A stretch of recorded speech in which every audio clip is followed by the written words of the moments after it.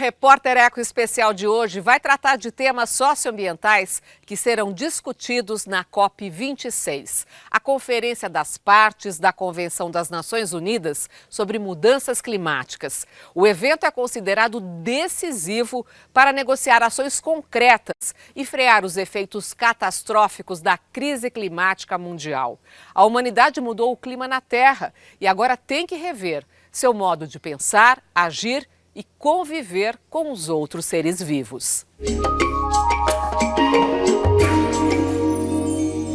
A Conferência das Nações Unidas sobre Mudanças Climáticas acontece agora em Glasgow, na Escócia, depois de ter sido adiada no ano passado por causa da pandemia da Covid-19. É a 26ª reunião de países da ONU para tentar impedir que o aumento da temperatura média global ultrapasse 2 graus Celsius. O Acordo de Paris, assinado em 2015, será revisado.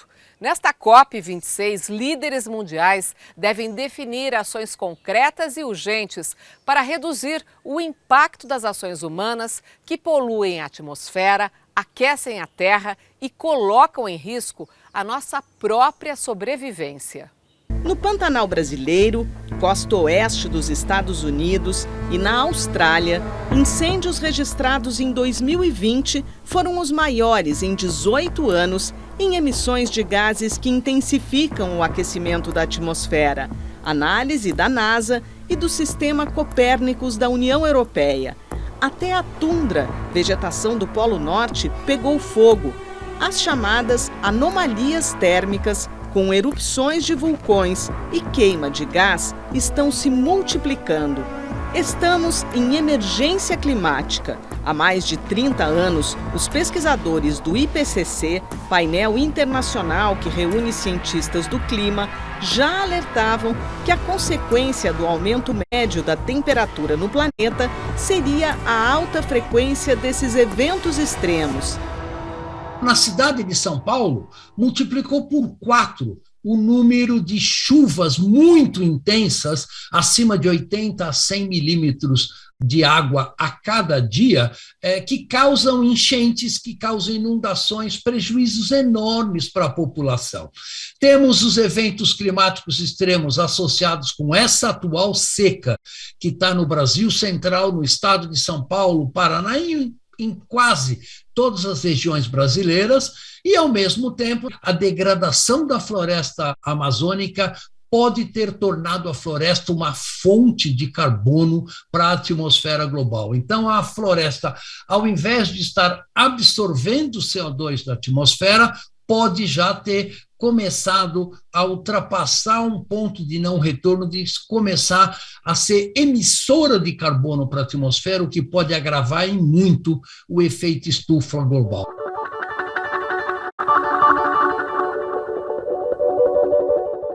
A crise climática associada ao desmatamento da Amazônia pode levar cerca de 11 milhões de brasileiros a viverem sob intenso calor.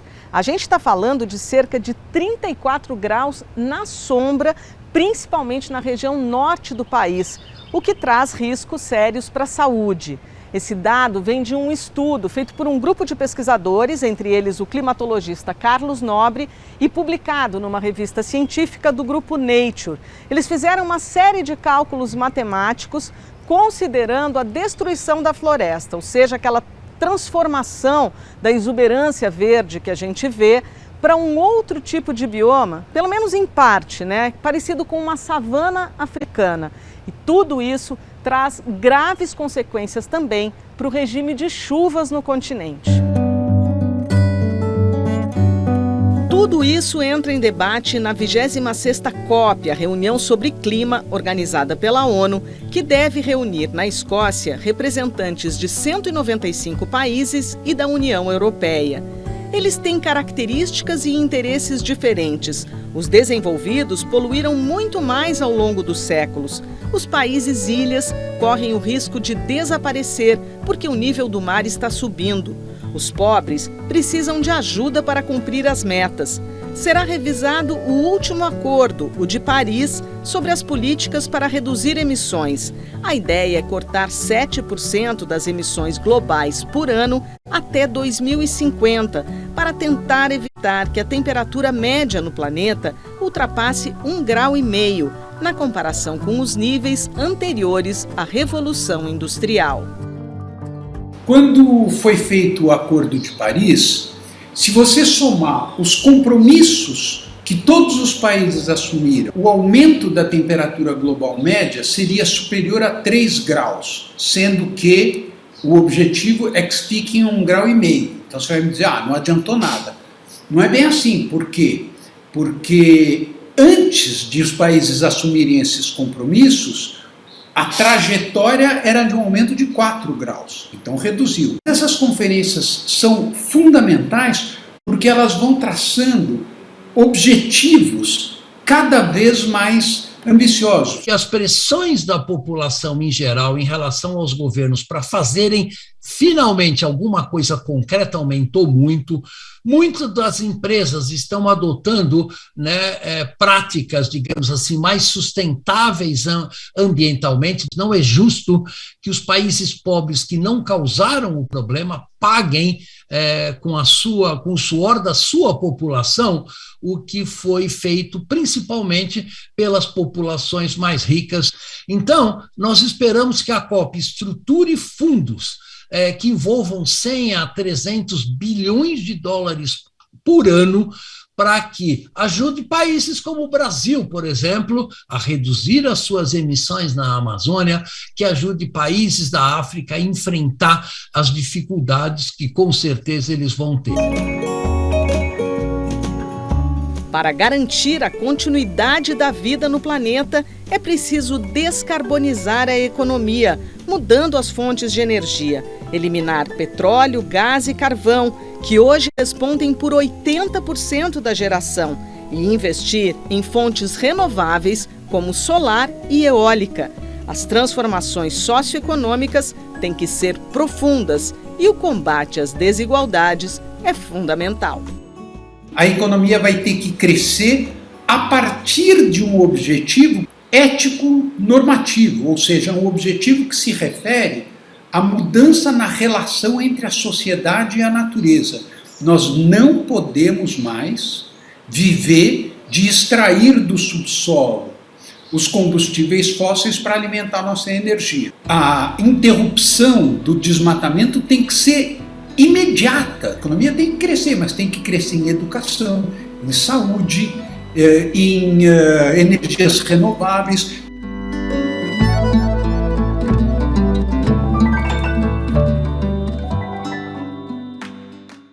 Agora, as notícias da área socioambiental que tiveram destaque nesta semana. O mundo está atento às negociações que acontecem na COP26 em Glasgow, na Escócia. A situação do clima na Terra é tão grave que a ONU usou um vídeo de um tiranossauro criado com imagens de computador para fazer um alerta. Vocês estão caminhando para um desastre climático. Salvem sua espécie antes que seja tarde. Os líderes mundiais terão que ser mais arrojados nas metas de redução de gases do efeito estufa. Dados do Programa das Nações Unidas para o Meio Ambiente mostram que os novos compromissos dos países para diminuir as emissões são insuficientes. Podem causar neste século aumento de 2,7 graus Celsius em relação à era industrial, o que seria catastrófico. Segundo o PNUMA, as promessas deveriam ser 7 vezes maiores para limitar o aquecimento global a 1,5 graus Celsius, como foi estabelecido no Acordo de Paris em 2015. Vivemos um aquecimento do planeta não visto há 5 milhões de anos, de acordo com o boletim da Organização Meteorológica Mundial. Dados de 2020 revelam que, apesar das emissões de poluentes terem caído um pouco por causa da pandemia, o balanço das emissões continuou subindo.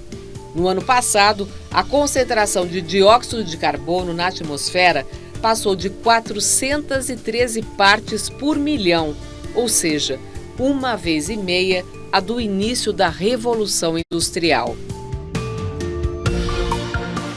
Na última vez que houve tanto CO2 na atmosfera, foi entre 2 e 5 milhões de anos atrás, quando a temperatura média era de 2 a 3 graus Celsius mais alta e o nível do oceano pelo menos 10 metros mais alto. E não havia 8 bilhões de humanos no planeta. Se a temperatura continuar subindo, cerca de 7 milhões de pessoas podem morrer por ano no mundo vítimas de doenças relacionadas à poluição, segundo a Organização Mundial da Saúde. O Brasil, que era protagonista na agenda ambiental, agora é motivo de críticas. Já ocupa o 4º lugar na lista dos maiores emissores desde 1850, atrás dos Estados Unidos, China e Rússia.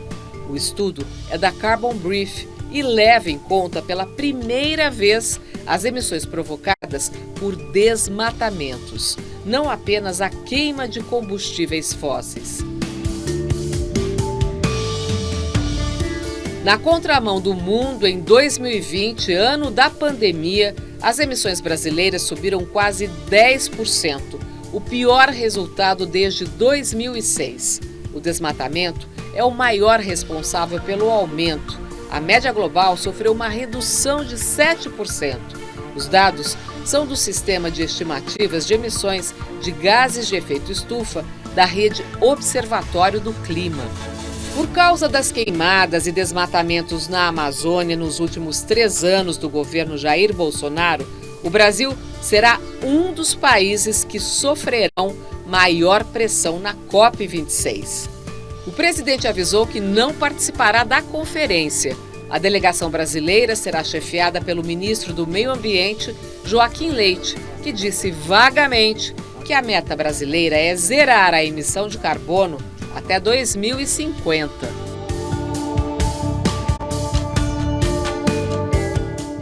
O Senado brasileiro piorou a situação ao aprovar projeto de lei que altera a Política Nacional de Mudança Climática. Antecipa a redução de 43% das emissões de 2030 para 2025, mas altera a base de cálculo para um modelo que, segundo ambientalistas, é distorcido e vai maquiar as emissões que serão maiores. O projeto de lei, bastante criticado, também regulamenta novas metas a partir de decreto presidencial. Uma semana antes da cúpula do clima, o governo federal anunciou um plano vago de crescimento verde, com reduções de emissões de carbono e conservação de florestas. O Observatório do Clima e uma rede de ONGs entraram com ação na Justiça contra o governo federal para que atualize o plano de mudança climática. No G20, grupo dos 19 países mais ricos, além da União Europeia, Brasil e México são os únicos com metas contra o aquecimento que levam a mais emissões para 2030, segundo a ONU. O mundo espera que a COP26 defina ações concretas para frear o aquecimento da Terra e evitar uma tragédia de proporções incalculáveis. Cientistas já insistem, não há tempo a perder. Os impactos estão por todo o planeta.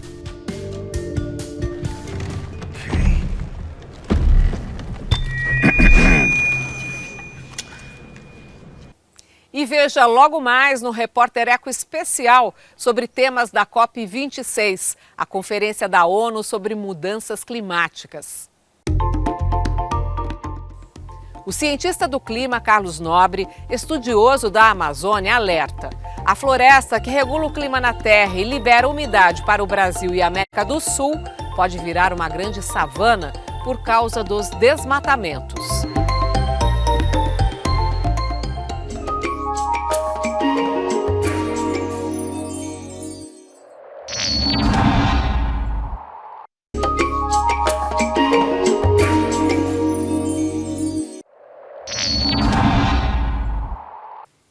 A Amazônia está em foco na COP26, a Conferência da ONU sobre Mudanças Climáticas, e não é por menos. Ela é de vital importância para o Brasil e para o mundo.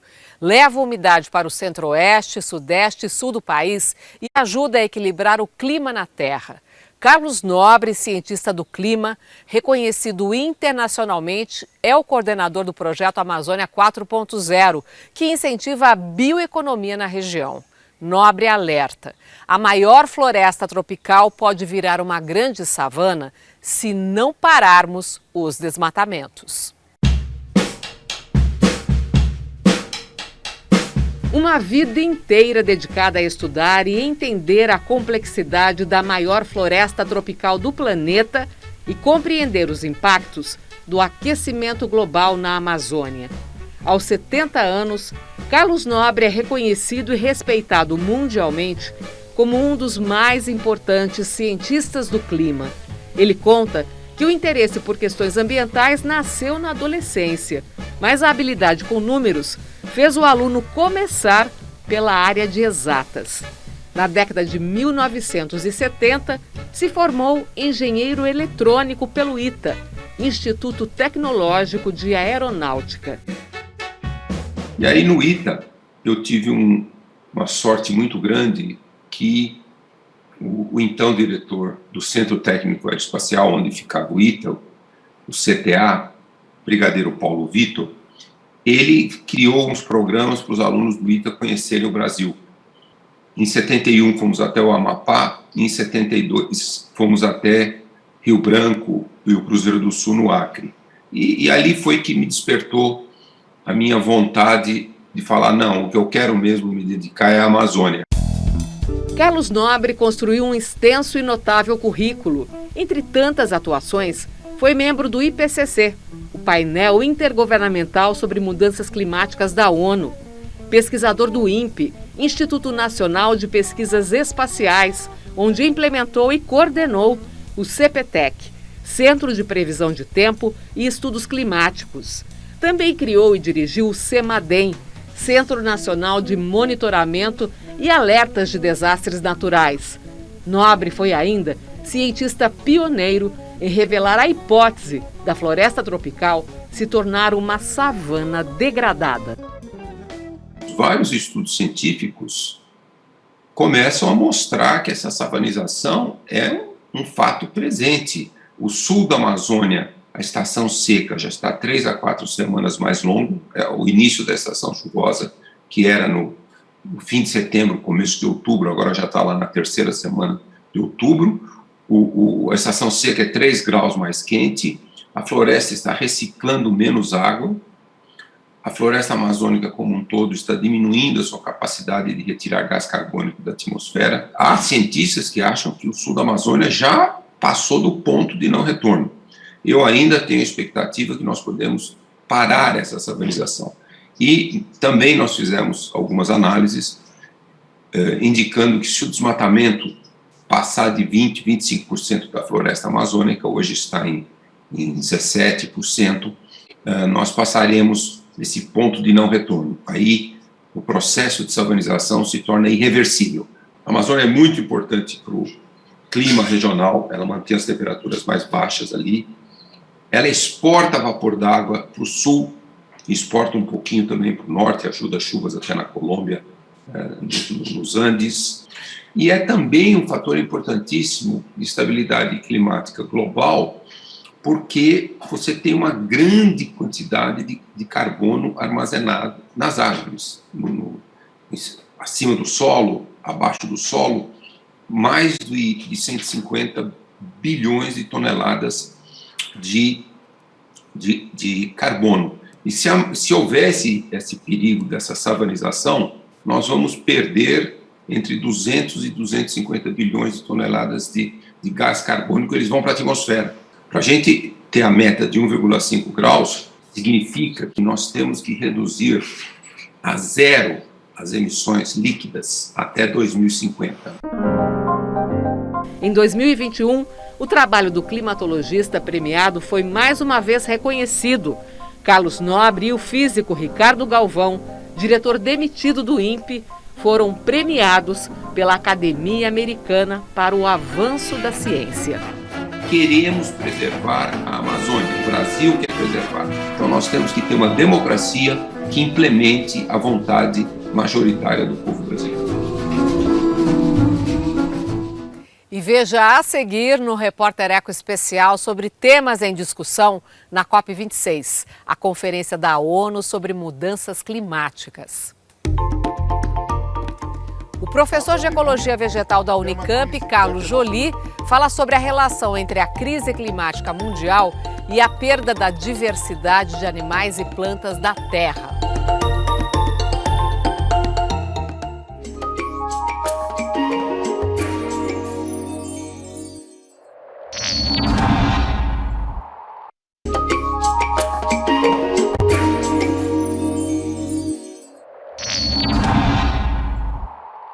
Um dos graves impactos da crise climática mundial é a perda da biodiversidade. Relatório recente ligado ao IPCC, painel científico da ONU sobre mudanças climáticas, mostra que os dois fenômenos estão interligados e ameaçam o equilíbrio da vida na Terra.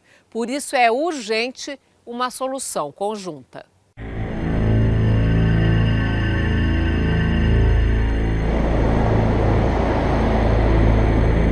Tempestades cada vez mais violentas, secas mais severas e prolongadas. Os efeitos das mudanças climáticas afetam a biodiversidade, causam a perda de espécies. A ação humana coloca mais lenha nesta fogueira. A destruição de florestas intensifica a emissão de gases do efeito estufa e agrava o aquecimento global. Emergência climática e crise da biodiversidade estão interligadas e precisam ser enfrentadas conjuntamente, com políticas públicas coordenadas. É a conclusão do estudo recente do IPCC, painel intergovernamental de mudanças climáticas, em parceria com a Plataforma Intergovernamental de Biodiversidade e Serviços Ecossistêmicos, IPBES, ambos ligados às Nações Unidas. O relatório revela índices impressionantes, quase inacreditáveis. O documento, preparado por 50 cientistas de várias partes do mundo, aponta que a ação humana é responsável pela alteração de 77% da área de ambientes terrestres e 87% dos ambientes marinhos. A nossa interferência é tamanha que provoca a perda da biodiversidade e intensifica as mudanças climáticas. Um ciclo vicioso que precisa ser interrompido imediatamente. São números assustadores, mas são esses os números de ambientes terrestres que já foram convertidos em áreas agrícolas ou áreas para pastagem ou para outros tipos de criação, ou mesmo pela urbanização. E também nos oceanos, nas áreas marinhas, a gente tinha uma ideia, um conhecimento bastante grande de que a área costeira marinha tinha sido já profundamente alterada. O que esse estudo vem acrescentar é que ela mostra que a parte oceânica também já está altamente impactada, seja pelo acúmulo de lixo que é carregado, e você tem formação dessas grandes ilhas de plástico distribuídas praticamente por todos os oceanos do mundo, seja pelas contaminações de derramamentos de petróleo, de alta movimentação de navios. Então, também não são mais ambientes que a gente imaginava como pristinos, pouco alterados, e sim ambientes que já estão bastante antropizados.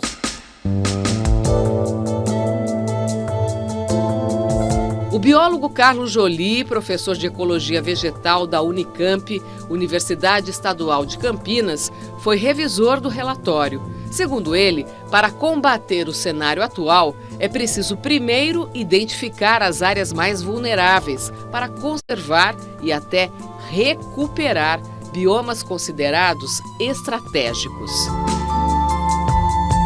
A floresta tropical é uma dessas. Os nossos cerrados, porque tem um sistema subterrâneo de raízes que acumula uma grande quantidade de carbono, Os manguezais são grandes sumidouros de carbono da atmosfera. Então, esses sistemas eles têm que ser protegidos,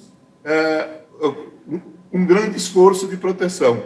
Eu sempre digo que, no momento, a gente está vivendo 3 crises, né? A pandemia, que é uma crise que vai ter uma solução relativamente rápida, talvez em 2 ou 3 anos tenhamos vacinas suficientes e passa a deixar de ser um problema grave. Temos as mudanças climáticas, que a longo prazo podem ser resolvidas, possivelmente em 150 anos nós teremos resolvidos, e temos a crise da biodiversidade. A crise da biodiversidade não tem solução.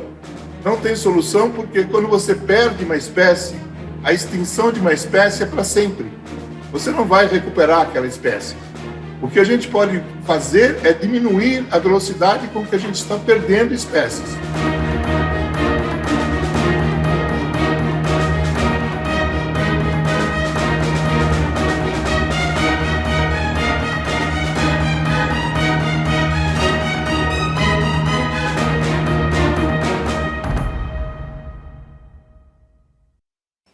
E o Repórter Eco Especial de hoje, que tratou dos impactos e soluções da crise climática mundial, fica por aqui. A gente espera que os países que participam da COP26, a conferência da ONU em Glasgow, cheguem a um consenso para reduzir drasticamente as emissões de gases do efeito estufa. Só assim será possível frear a rota de destruição do planeta causada pela humanidade. Até o próximo programa!